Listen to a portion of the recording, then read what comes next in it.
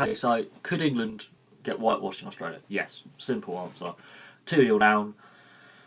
If Australia win the third test, they win the Ashes. Simple. If we draw the series 2-2, there's a drawn test in there, we retain it. That's the simple fact of it.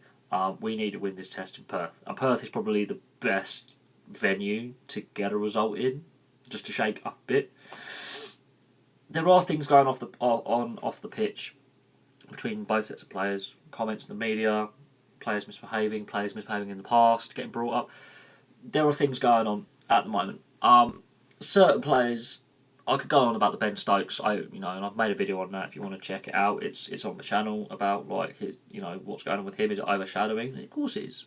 The Australian contract dispute that was rumbling on for about 18 months until it got resolved this year, that has overshadowed it. And there's going to be another contract dispute in a few years' time when that bargaining agreement expires. I could also mention BT Sport getting exclusive rights in this country to the Australian Test Series, and their coverage of the Ashes being absolutely piss poor. So there's things going on away from the sport that are affecting it. The fact that the second test was a day-night test, that's the way forward for international test cricket. I'm not going to lie, day-night tests are the way to do it. 4-day test, no. Day-night test, yes. I'm not going to go into the pros and cons of, which is the best format. But no, the way England performed is we've been in it until the fourth day, and then the whole team fails. It's batting or bowling or both, or fielding. So it's a mixture of everything. So certain things are not going right. Could Australia whitewash us? Of course. Am I a big fan of cricket regardless who's playing? Yes. Do I think that the TV coverage of cricket is piss poor unless you've got to pay for it? Of course it is. Should there be more free to air? Of course. Could cricket be crippled if, let's say, Sky were to lose the rights to BT? Of course, BT Sport is absolutely an appalling set of channels. Their quality of broadcasting is nowhere near as good as Sky. And I'm not a big fan of Sky. Let's just make that clear. I don't have Sky. I do miss having at least home-based test series on Channel 4 in this country, because they did a very good job for years. They did that 2005 Ashes coverage perfectly. I actually sat there. I only missed, I think, the first test and half the second test because I was on holiday. But I could still get the highlights on the news. So it does. I mean, I could go into player depth and squad selection. Have got too many plastic players who are not actually British or Australian representing these countries because they've just been pillaged from someone else. We could go all that. Thing is, yes, we could lose. We could win the next 3 tests. The Gabba was going to be almost impossible to win in Australia. Have not lost there since like 1988 or something silly. They have an insane record at the Gabba. So there's that. Adelaide, the first day-night test match between the two sides, it's more of an experiment. And Adelaide, we could have won that test. I think certain aspects of our play we just fell asleep. We're not performing at a high enough level consistently. And the same could be said of Australia. These are two sides that are not as good as sides of 10, 12 years ago.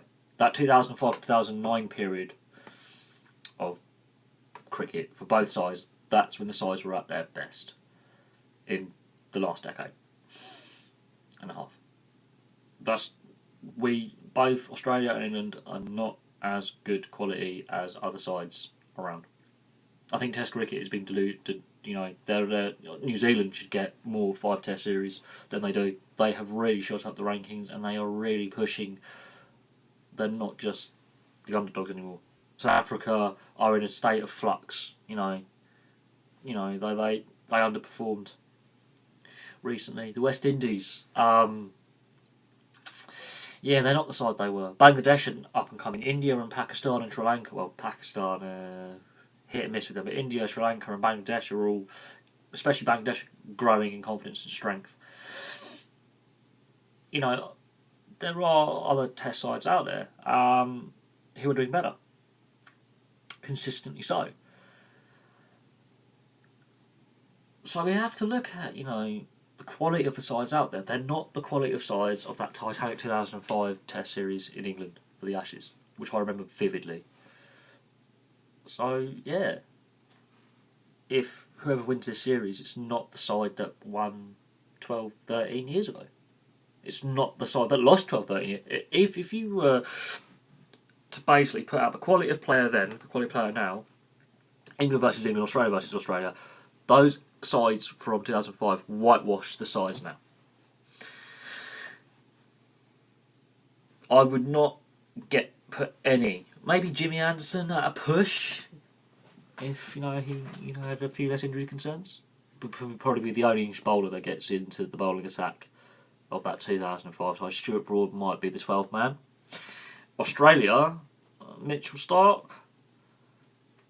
Yeah, I'll have him in the Australian side. Maybe Steve Smith in the batting lineup. I don't rate either of these sides. They're just not good enough. But if you look at the ODIs and the T20s, that is insane. Any side could be any side. It's madness. Like, the competition level is higher. So we have to get that competition drive for Test side. But there you go. Anyway, thank you very much for watching. I know I went a little bit off topic, but the quality of players on show in this Test series, the Ashes, is not as good as 2005, 2009, 2007, that whitewash. That England side, even though with all the disaster, the pommy shambles that it was, they're still better than this England side now. They are. Because a lot of those players retained their places, their careers did not end, they came back and they beat the Aussies. This side, I can't see any of those players coming back and going, right, we're going to do them again in the next Ashes series in 2-3 years' time. They just don't look good enough. They're not. Jimmy Anderson would have retired by the time the next Down Under series occurs. Stuart Broad, will he get dropped eventually? Will Ben Stokes play for England again? There's so many unanswered questions. But then look at the Australian setup and their selection policy. They have been roundly panned by the Australian press for their selections for this Test series. They've won the first 2 games, and yet they're still being slated by their own fans as a below par Test side. And they are. This series has shown up how bad both sides actually are. It's not the same sides. It's not the Australian side that dominated the 90s in the Ashes. It's not the England side that's dominated the last decade. These 2 Test sides are nowhere near the level of the great Australian English sides of the past. They're just not. Anyway, I'm going to leave that there. Thank you very much for watching. I know I don't do many cricket videos on this channel, but yeah, England could get whitewashed. That's my assessment. But at the same time, Australia, they could lose the next 3 tests because, again, their side's not the greatest. Both sides are lacking a lot of depth and a lot of something. And certain players, even though they might be slightly later in their careers, have been overlooked for many years. Anyway, thank you very much for watching. Please like and subscribe, and I'll have some more videos for you soon.